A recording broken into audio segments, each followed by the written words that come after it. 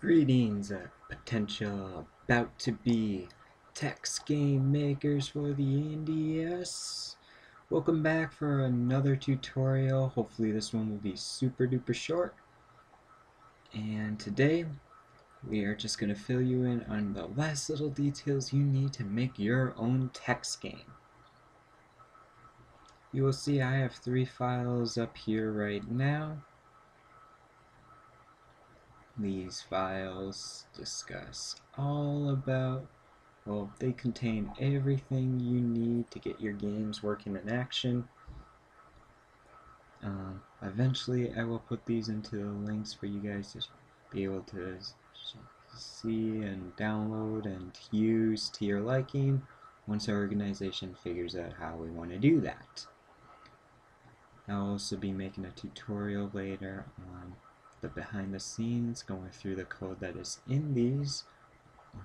Eventually you'll need to watch that video before we get into animation stuff, but for now, these should get you started off pretty well. They're fairly easy to use, and you actually don't need all 3 of them. If you're planning on just making one single file by yourself, just put everything in main, and you're working by yourself, and you just want to make a text game, no add-ons, no bells or whistles or anything, you can just use this main.cpp file. Otherwise, you have your own main file that you made in your project, and you can add these 2 files and incorporate them using a multi-file project setup, which I will show you probably next tutorial in lesson 4. And you want to use these if you plan on later adding sound or top screen pictures, or if you're working with a bunch of buddies to make a super duper text game, you will want to use these. Anyways, I'm gonna open this one up and just show you what goes inside of it.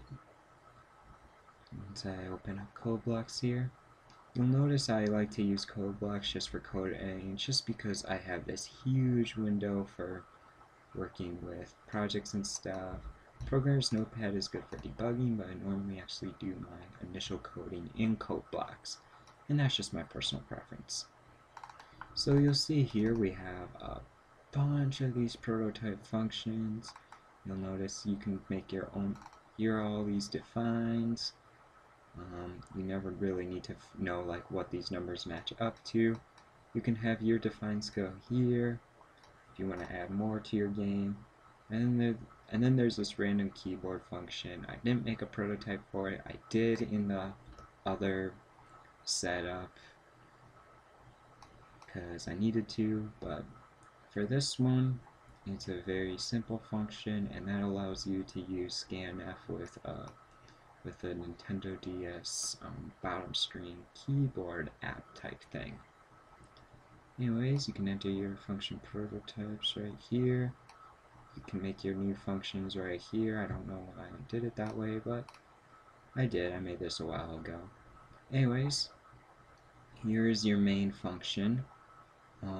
If you are working with the other template, you will still want to make sure that you add in these lines of code at the very beginning to your main function. Console demo init, you know that. Add this keyboard, start keyboard. This allows you to use scanf. If you don't want to use scanf, you can just get rid of these 2 lines of code. This function right here just allows you to see what you're entering in when doing scanf. Scanf automatically pulls up the keyboard for you to type in. Kind of handy. Anyways, so that's all that set up, and from the rest of it I have descriptions on what you can do. And you can delete all this after watching this tutorial if you think you understand everything. I'm just going to go through all this stuff. So remember, you use iprintf instead of printf if you're working in the C standard IO if it's a C++ file, or standard IO.h if it's a C file, which this is totally compatible with C if you are working if your main file is a C file. And yeah, so there's, so you use iprintf. You use all the functions, the get key functions. They allow you to get different key presses, so you don't always have to use scanf to get input. You can just get button presses, and they always return integer values. So you can just make whatever variable to hold these integer values, and you use this get key. This will get the first key pressed, including a tap on the touch screen anywhere, the select buttons, that A, B, Y, X, all that. Do I have lid? Nope, just touch. Just a touch screen. Anyways, you can use that. Or there is the reason why all those prototypes for the get key functions were there is because you can make a list of certain keys that you wait to get pressed, and if the user presses a key that's not one of those, it just forgets about it and waits until one of these keys are pressed.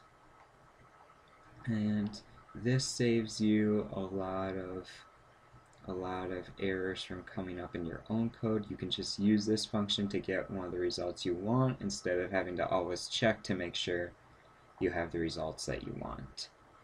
So that's actually really practical. It should get your games up and running pretty well. And notice you just use like the KA, KV, KX, KY. They're all listed in these defines up here. A button, B button, X button, Y button, up, down, left, right, the L, R, start, select, and then touch screen. So yeah, makes things fairly easy to work with. Don't forget to clear the screen when you have too much text on it. And you can do comparisons like this to do your if statements. You can do loops, whatever. You know the drill. Make sure that when you reach the end of the game, just loop through SWI, wait for vblank, or you can actually loop through getKey, because getKey has the vblank function built into it. So either of those will work. One thing you do need to remember though is printing. This is a little bit difficult. You can have 30 character or 32 characters per line, and then it automatically wraps after the 32nd character to the next line. And when I say automatically wraps, I don't mean word wrapping. I mean character wrapping, which means the Nintendo DS will break apart words to put it on the new line if it does not fit. So you need to make sure to set up your spacing properly when you're printing to the screen, and if it just so happens that your 32nd character is the end of a word or a period, do not put a /n after it. Just start typing the next word without a space, nothing, and just let it automatically wrap. Otherwise that /n will be read as like the next line. Yeah, it'll be read as, it'll do a line skip otherwise. So that's pretty much all there is to it. It should get your text games looking fairly nice and neat. You can test them with an emulator. And this was a very short tutorial.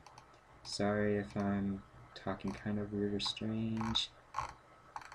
And eventually I'll explain more of this stuff. I'll go behind the scenes like I promised.